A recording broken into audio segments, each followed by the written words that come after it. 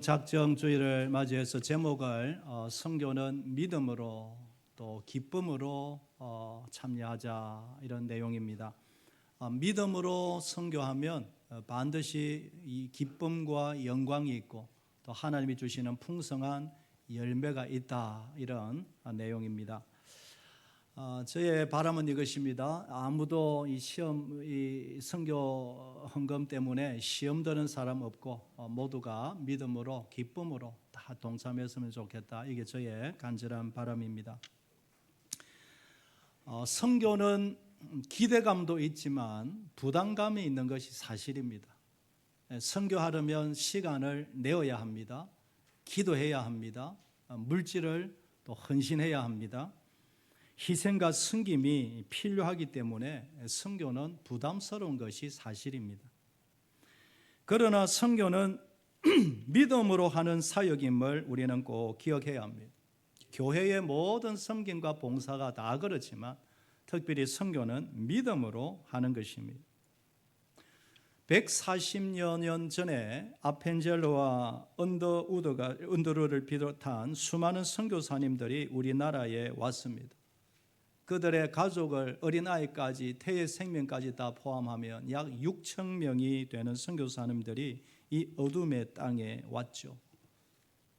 그들이 와서 학교를 세우고 병원을 짓고 교회를 세우며 생명을 던져 선교를 했습니다.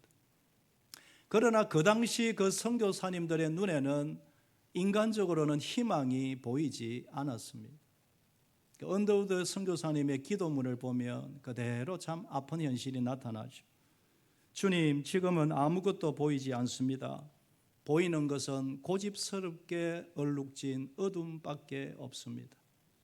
어둠과 가난 인습에 묶인 조선 사람들 뿐입니다. 지금 제 눈에는 아무런 희망이 보이지 않습니다. 그런 곳에서 향수병과 풍토병에 시달리면서 그렇게 선교한 이유가 뭡니까? 하나님이 주신 이 십자가의 사랑, 생명의 복음의 씨앗을 뿌리면 반드시 하나님이 때가 되면 풍성한 열매를 맺게 하신다. 오직 그 믿음 하나로 이 먼 땅에 와서 그렇게 헌신을 한 것입니다.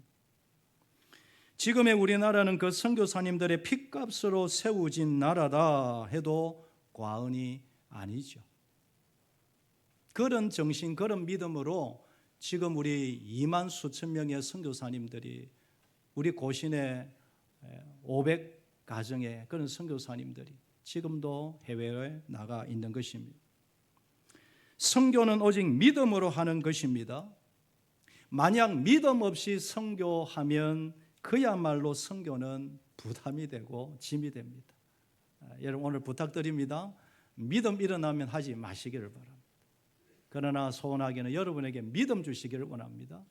믿음으로 선교하면 선교는 그야말로 기쁨이 있고 풍성한 열매가 있다라는 것이죠.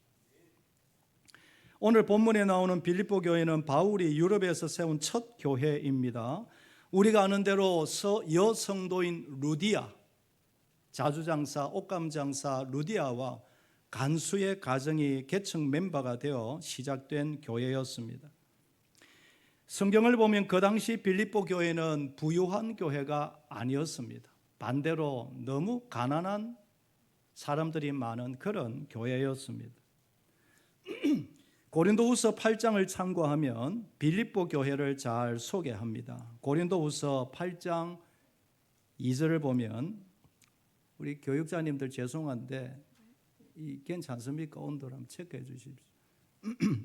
고린도후서 8장 2절을 우리 여러분 다 같이 한번 읽어볼까요? 같이 읽도록 하겠습니다. 시작. 환난의 많은 시련 가운데 그들의 넘치는 기쁨과 극심한 가난이 그들의 풍성한 연보를 넘치도록 하게 하였느니라. 이 한 구절이 믿음의 능력, 믿음의 결과를 우리가 어떠한지를 우리에게 보여줍니다.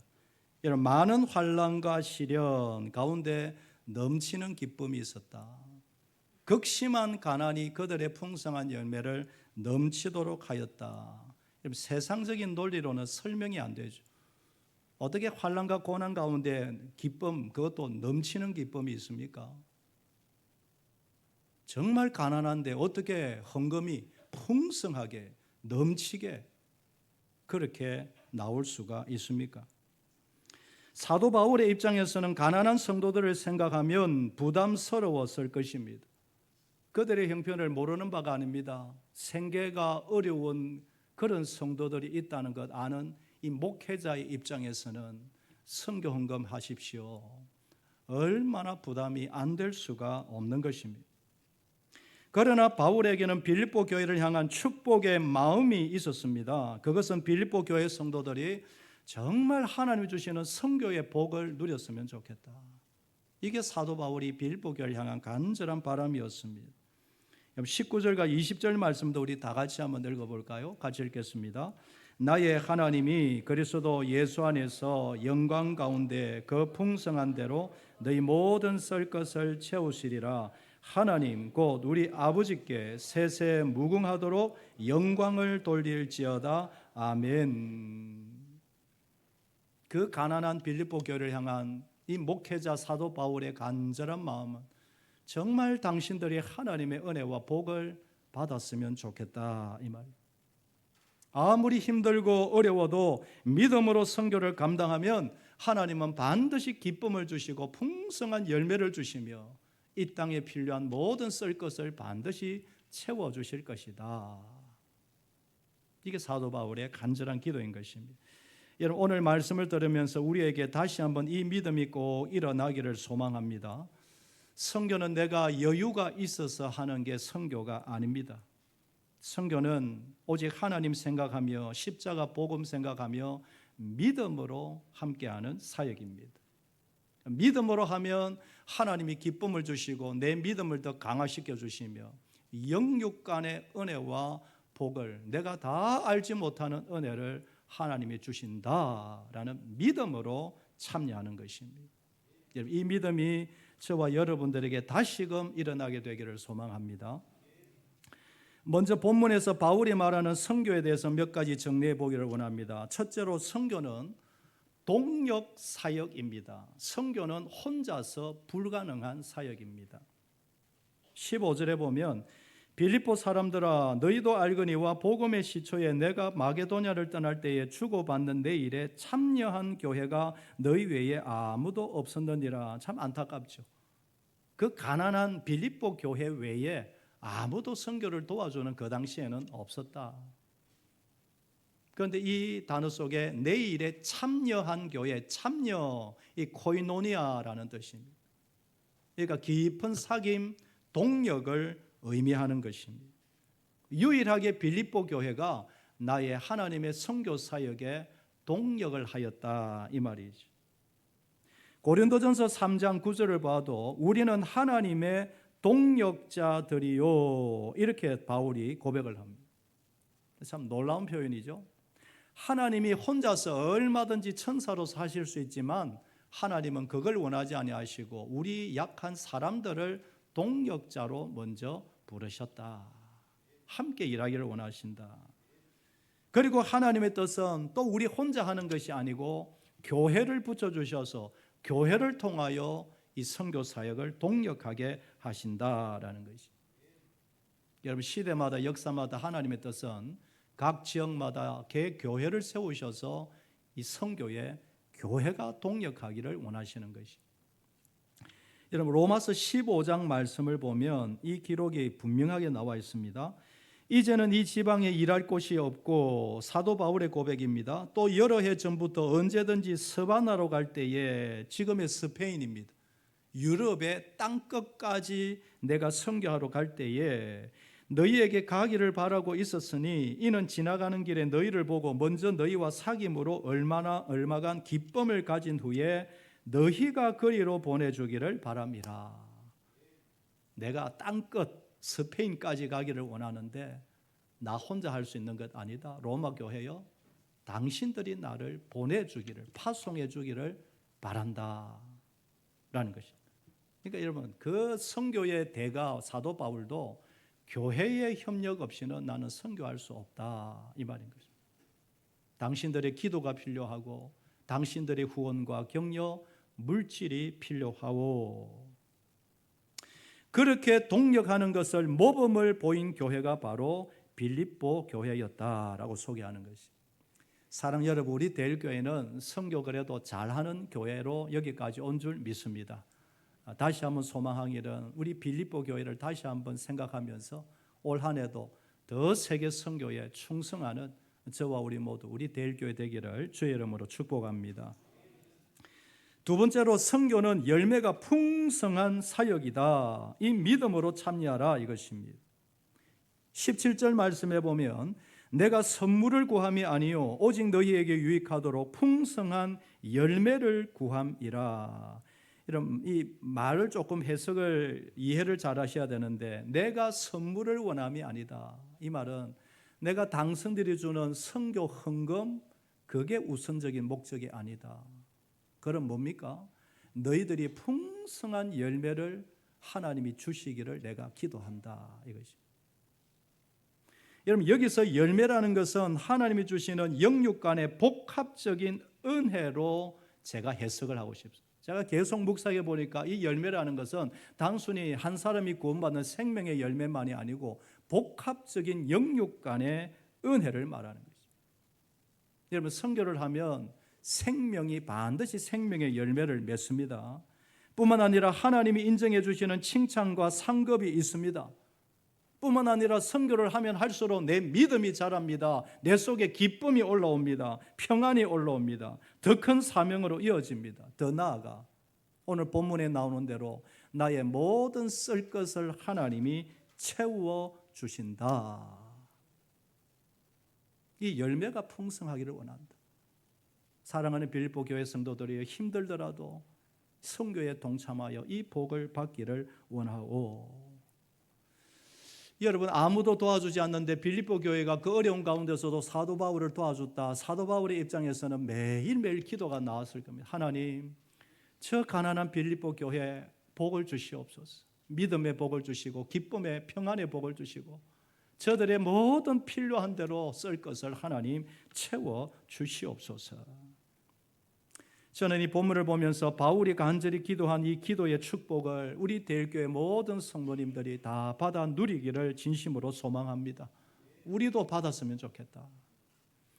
선교는 결코 소비가 아닙니다. 결코 사라지는 것이 아니라 반드시 쌓이고 열매 맺는다는 사실을 다시 한번 믿어야 합니다. 선교하면 할수록 믿음이 자랍니다.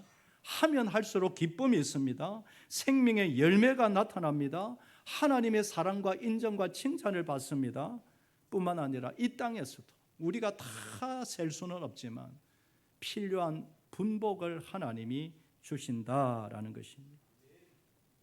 믿음으로 선교하면 반드시 기쁨이 있고 풍성한 열매가 있다.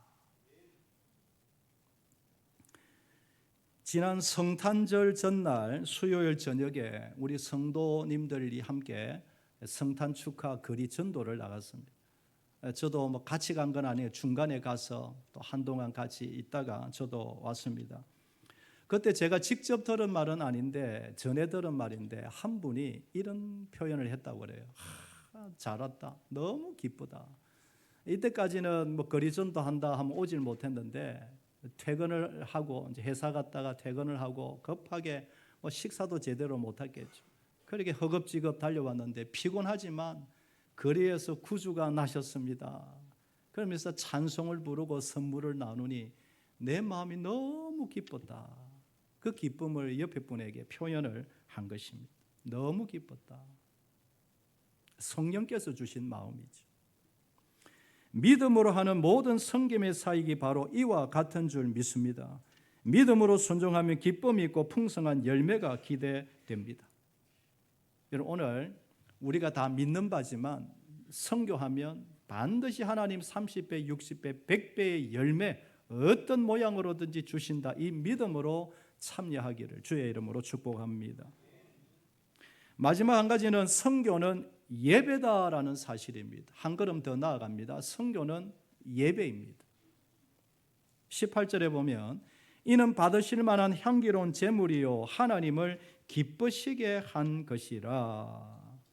빌립보 교회 성도들이 보낸 선교 헌금을 뭐라고 바울이 해석을 합니까? 향기로운 제물이다. 하나님이 받으시는 예배의 제물로 보는 것입니다. 그런데 이 향기로운 제물이라는 이 단어는 에베소서에서 예수님을 가르칠 때에 그렇게 표현합니다. 에베소서 5장 2절을 보면 그는 우리를 위하여 자신을 버리사 향기로운 제물이 되시고 희생 제물로 하나님께 드리셨느니라. 예수님이 십자가에서 제물이 되셔서 향기로운 하나님께 제물이 되셨다. 그런데 바울이 이 표현, 이 단어를 빌립보 교회 성도들이 보내준 그 선교 헌금의 이 말을 그대로 사용하는 것입니다. 당신들의 헌금이 향기로운 제물이다. 예수 그리스도를 통하여 죄인에게 구원의 문이 열리고 각 지역마다 교회가 공동체가 생겨나고 하나님의 나라가 확장되듯이 당신들의 선교 헌금이 생명을 살리고 교회를 일으키며 세계 곳곳에서 하나님의 구원 역사를 일으키는 거룩한 제물이 되었다라는 것입니다. 여러분, 여기서 우리가 주일마다 드리는 헌금 봉헌을 생각할 필요가 있습니다. 여러분, 지금 헌금 말씀드리는 시간은 아니지만 봉헌한다는 것, 하나님 앞에 헌금을 드린다는 것, 그 원형이 예수 그리스도라는 사실을 한번 기억하기를 원합니다. 단순히 우리가 드리는 헌물은 물질이 아니라 그 차원을 넘어서서 하나님께 바쳐지는 향기로운 제물이다. 성도들이 믿음으로 드리는 헌금은 기부도 아니며 적선도 아니며 후원도 아닙니다. 우리 중에 아무도 그렇게 생각한 분 없겠지만 제가 간혹 그런 분 한 번씩 봅니다. 저분이 헌금에 대해서 착각을 하고 있구나, 잘못 알고 있구나. 결코 성도들이 믿음으로 드리는 헌금은 후원이 아닙니다. 기부가 아닙니다. 믿음으로 드리는 헌금은 자기를 구별해서 드리는 희생 제물입니다. 내 삶을 닮아서 하나님 앞에 드리는 거예요. 단순히 여러분 몇만 원짜리 5만 원 여러분 귀하죠. 물질을 생명과 같이 여기는 이 시대에 그 액수가 적은 게 아니죠. 그런데 그 헌물을 드릴 때에 내 삶을 거기에 얹어서 드리는 것이죠. 내 존재의 신앙 고백을 하나님이 붙들지 않으시면 나는 오늘도 죽은 몸입니다. 내 신앙 삶을 드리는 것이 바로 봉헌이다라는 것이. 이 의미를 한 번 더 기억하시라. 여기서 가장 중요한 것은 우리의 믿음이죠. 오직 감사와 믿음으로 드려질 때에 그 예물이 하나님 앞에 예배가 되고 거룩한 제물이 된다. 그래서 사도 바울이 억지로 하지 마시오, 인색함으로 하지 마시오, 오직 믿음으로 하시오, 기쁨으로 하시오, 감사함으로 하시오. 믿음 없으면 하지 마시오, 이 말인 것이. 믿음으로 하라. 여러분, 그래서 모든 섬김과 봉사, 특별히 헌금은 믿음의 분량대로 하는 것인 줄 믿습니다. 자신이 받은 은혜의 분량대로 하라. 그럼 지난주 제가 말씀을 드렸지만 우리 성도님들 가운데 여러 가지 건강이나 형편이 참 걱정되는 분들이 있습니다. 저분이 저렇게 나와서 봉사할 형편이 아닌데 그렇게 섬기는 것 좀 믿음으로 하는 것이죠. 믿음으로 하는 것이죠. 담임 목사가 보기에 생계가 걱정이 되는 가정이 있습니다. 목사의 마음에 걱정이 되는 상황인데 모든 헌금마다 다 참여하시더라. 그럼 제가 죄송하지만 월요일 새벽에, 화요일 새벽에 우리 성도님들이 헌금 드린 봉투를 가지고 목양실에서 하나 기도하는데 어떨 때는 가슴이 울컥 눈물이 빙 돌 때가 있어요. 하나님, 이분의 생계가 도대체 어떻습니까? 수입이 있습니까? 왜 모든 헌금마다 이렇게 참여합니까? 그것은 오직 믿음으로 하는 것이죠. 믿음으로. 저는 이 말씀을 준비하면서 우리 젊은 세대, 우리 다음 세대 간절한 기도가 나왔습니다. 이 믿음의 분량이 커져가면 좋겠다. 하나님께 드리는 것 아까워하지 않는 세대가 되면 좋겠다. 소비로 보지 않고 믿음으로 했으면 좋겠다. 간절한 기도가 나왔어요. 우리의 50대, 60대, 70대, 80대 어르신들이 다 그런 경험을 했듯이 우리의 다음 세대, 우리의 자녀들, 손자들 세대가 이 믿음의 역사 능력을 경험하는 세대가 되면 좋겠다. 죄송하지만 저도 아이들이 자녀들이 크고 있는데 최근에 와서 이 기도가 계속 커집니다. 여러분 얼마든지 좋은 직장, 왜 아비로서 그런 소망 없겠습니까? 결혼도 잘하면 좋겠고 좋은 직장 가면 좋겠고 대학에 좋은 대학 들어가면 좋겠고, 그런데 사실은 돌아보니 그것보다 믿음의 분량이 더 커지면 좋겠다. 교회를 바라보는 시각, 물질에 대한 것도 그렇고 남을 배려하는 것도 그렇고 믿음의 눈이 확 열렸으면 좋겠다. 여러분 아멘이죠? 네. 그거 외에 제1기도가 뭘까라는 거죠. 지난 주일에 서울에 있는 한 청년이 주일 오전 예배에 갑자기 카톡이 왔어요. 나는 급한 일인 줄 알고 이 청년이 왜 이런 카톡을 보낼까? 오전에 제가 예배 시간 올라가야 되는데 어떻게 보니까 딴 게 아니고 목사님 이번 주에 첫 주에 그쪽 교회는 성찬식이 있었다고 해요. 성찬식이 있는데 제가 엊그제부터 장염이 심하게 와서 고민입니다. 목사님 이거 성찬에 참여해야 됩니까? 아니면 그냥 넘어가도 됩니까?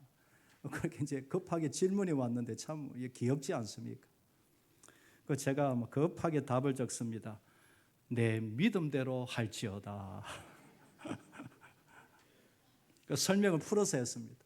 너 말대로 믿음으로 예수님이 나의 모든 것을 십자가에서 다 치유하셨다라고 믿으면 장염아 믿음으로 명하노니 물러가라 라고 하고 받으라.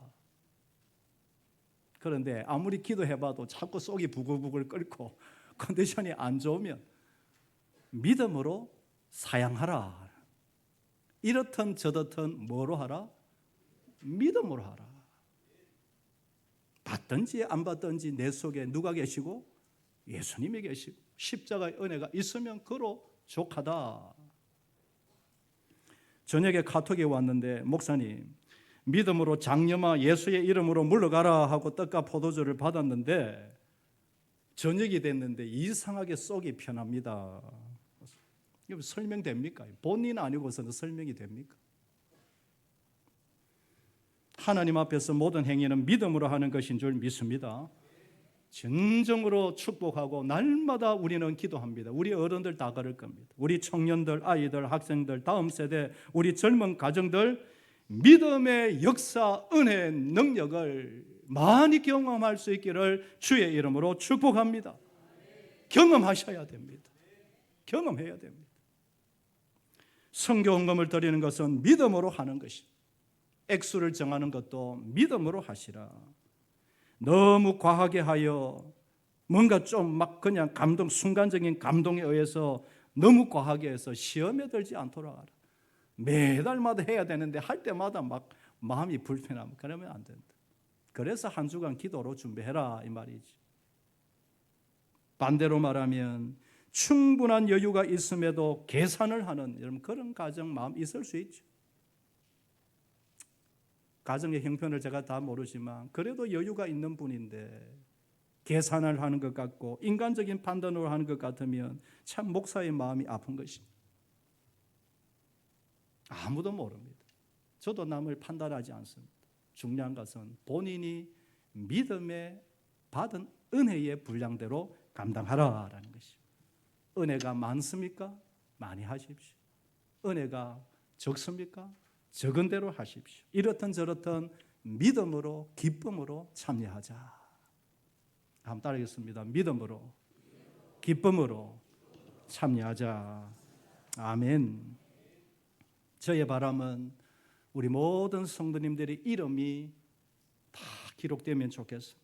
우리 아이들, 학생들, 청년들 자신의 이름으로 액수에 상관없이 우리 학생들이 무슨 돈이 있습니까? 용돈이 있습니까? 많습니까?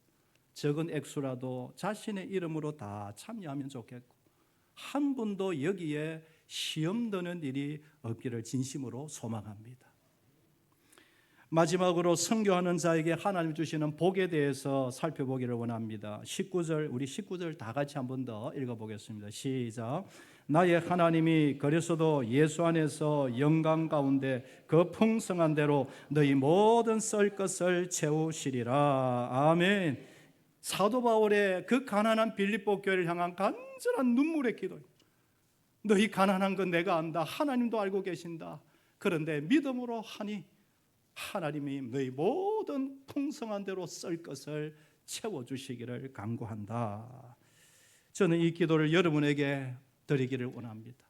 우리의 어려운 형편 다 압니다. 그러나 믿음으로 감당할 때 모든 썰 것을 다 채워주시기를 주의 이름으로 축복합니다. 여러분, 우리는 다 모릅니다. 어떤 사건, 어떤 일, 어떤 함정이 있는지 모릅니다. 작년 한 해도 저를 돌아보면 병원 갈 것 피하게 해주시고 급하고 놀란 사고에서 건져주시고 살려주시고 마음에 언제나 기쁨과 평안을 주셔서 지난 한 해도 은혜로 온 줄 믿습니다.